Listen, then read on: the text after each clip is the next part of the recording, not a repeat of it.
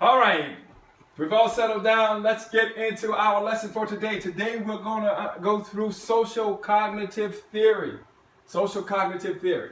Our objective today will be that you will be able to describe and explain the variables and the assumptions of social cognitive theory. Variables and assumptions. We will be able to describe them and to explain them. All right, now warm up. Hand dance pattern. Remember the hand dance pattern that we did? The pattern that we went through. Bang, bang, bang. Here, here, here, here. Remember the pattern? Yeah. How long did it take you to learn that pattern? Remember how long it took you to learn that? And not only that, how did you learn that pattern? We learned that pattern through repetition and you watching me. You watched me, you learned. Bang, bang, bang. We went through the hand dance pattern. All right? SCT, social cognitive theory, is a theoretical, only on paper, theoretical perspective in which learning by observing others is the focus of study.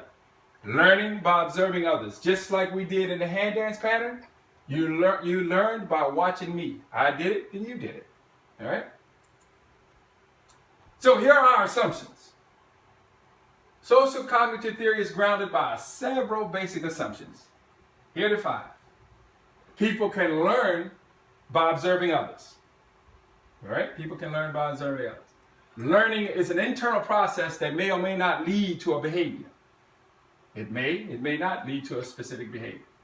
Behavior is goal-directed. Behavior is goal-directed. All right? Number 4, behavior eventually becomes self-regulated. Eventually will become self-regulated. All right? Reinforcement and punishment have indirect rather than direct effects on learning and behavior. Just because you punish someone does not necessarily mean that they're learning. Okay? All right.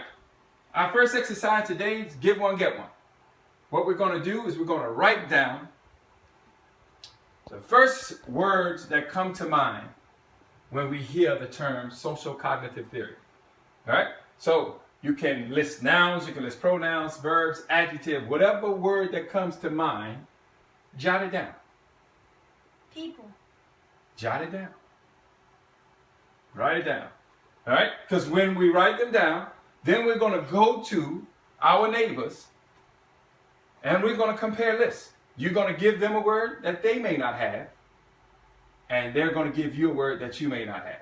Word that they came up with, word that you come up with that's not on your list. All right? Okay. We always have to add a part of the instruction always have to be where we can do literacy. We've got to be able to, that's the big thing in our county this year, literacy. So here we go. We have an article. It's called Cognitive Learning Theory. We're going to go through this article. We're going to write down the examples of the factors that we talked about earlier. Factors, behavioral factors, environmental factors, and personal factors. Environmental, extrinsic. Those things that are around us, all right, that factor into our learning. And personal factors, those things within us that factor into our learning. All right? And with the partner, we're going to discuss these examples and we're going to be prepared to share them out with the rest of the class. All right? So we're going to read the article, write down examples of behavior, environmental, and personal factors. And then we're going to share them with our partner to be shared with the class. All right? Okay. So far today, this is what we've done. We've learned a brand new hand pattern game to demonstrate social cognitive theory. We discussed the 5 assumptions of SCT. We reviewed the SCT article to understand the variables and behaviors.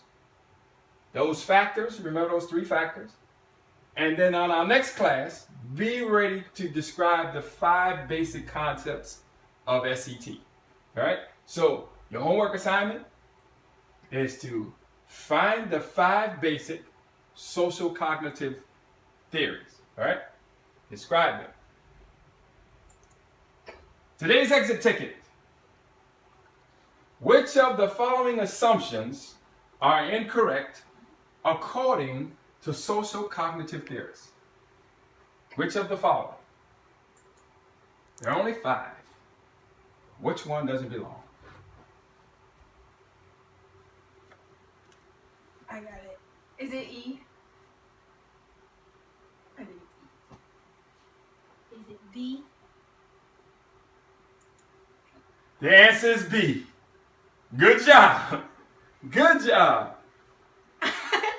E was close. But B, learning doesn't always result in an immediate change. Right? It doesn't always result in an immediate change. So great job, Shay. Give yourself a hand. Give Shay a hand. Thank you. Have a good day.